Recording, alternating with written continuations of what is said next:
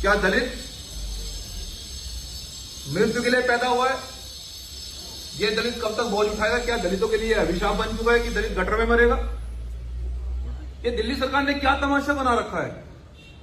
आखिर वो किसका बेवकूफ बना रहे हैं? ये बड़ा सवाल है। उसके बाद में 2013 में स्वच्छ अभियान अधिनियम 2013 बना। उसमें ये लागू हुआ कि अब जहां सरकार को ये लगे कि ये यहां गटर में बड़ा हादसा हो सकता है, वहां सफाई कर्मचारी को गटर में नहीं उतारा जाएगा। उसके बावजूद भी गटर में मरने वालों की संख्या नहीं रुकी है। सर, ये बहुजन समाज का क्या तमाशा बना रखा है दिल्ली सरकार ने? सर, क्या हम लोग मरने के लिए पैदा हुए हैं? ये संविधान में कहां लिखा है सर कि एक व्यक्ति मजदूर परिवार में पैदा होगा और वो मजदूरी मरेगा? ये संविधान में कहां लिखा है? और जिस प्रकार से दिल्ली सरकार के द्वारा यहां जितने भी लोग गटर में मरे, केजरीवाल सरकार ने कितनों को मुआवजा दिया, कितने लोगों को उन्होंने न्याय दिया, पुलिस अधिकारियों को बचाने के लिए सारे सबूत मिटा दिए गए, जिससे कि क्या उनके नेता बोलने वाले नहीं है? हम दिल्ली सरकार से बताना चाहते हैं कि अब नेता को कुर्सी से खींचने वाले नेता तैयार हो गए, दिमाग में भ्रम है तो दूर कर लें। बिल्कुल नहीं, बहुजन समाज का उत्पीड़न किसी भी रूप में बर्दाश्त नहीं किया जाएगा। अगर अब दलित गटर में मरेगा, 302 का मुकदमा उस अधिकारी पर भी लिखा जाएगा जो वहां के नगर पार्षद, नगर निगम के लोग होंगे और वहां के जो नेता होंगे, सब पर मुकदमा दर्ज होगा।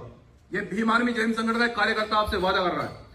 और उसके बाद में सर, जिस प्रकार से यहां बाबा साहब डॉक्टर अंबेडकर, शहीद आजम भगत सिंह की फोटो सरकार लगा रही है, बाबा साहब डॉक्टर अंबेडकर जी की प्रतिमा पर माला और उनके दिए हुए अधिकारों पर और उनकी विचारधारा पर ताला। ये क्यों?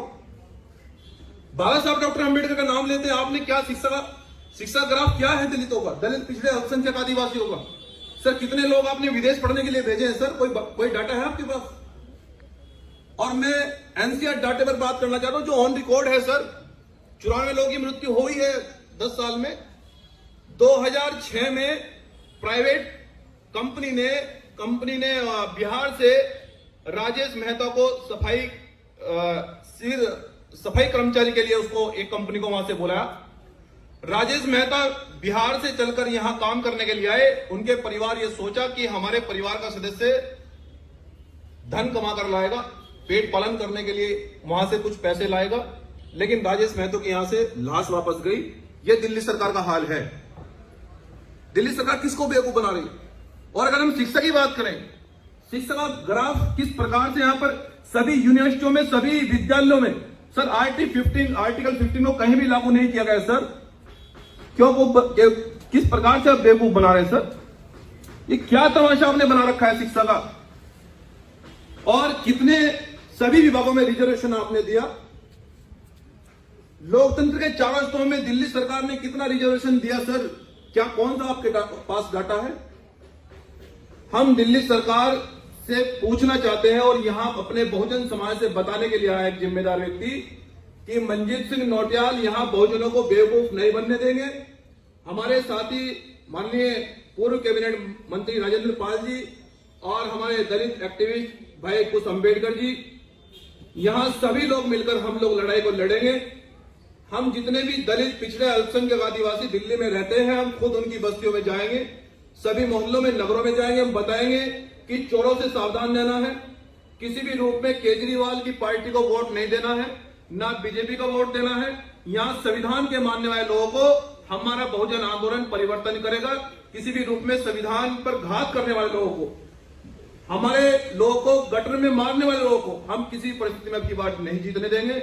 मेरा यहां की जनता से, बहुजन समाज से आपका भाई अपील कर रहा है कि हमने आपकी लड़ाई को हमेशा से मजबूती से लड़ा है, कभी आपको पेट नहीं दिखाई। मैं आपसे फिर से वादा कर रहा हूं कि इस लड़ाई को मजबूती से लड़ा जाएगा। लेकिन बाबा साहब डॉक्टर अंबेडकर ने यह कहा था कि वोट की चोट से आप देश में परिवर्तन कर सकते हैं। सर, चुनाव जब हो तो आपको जागे रहना होगा। माननीय साहब काशीराम जी ने भी कहा कि वोट के समय आपको बहुत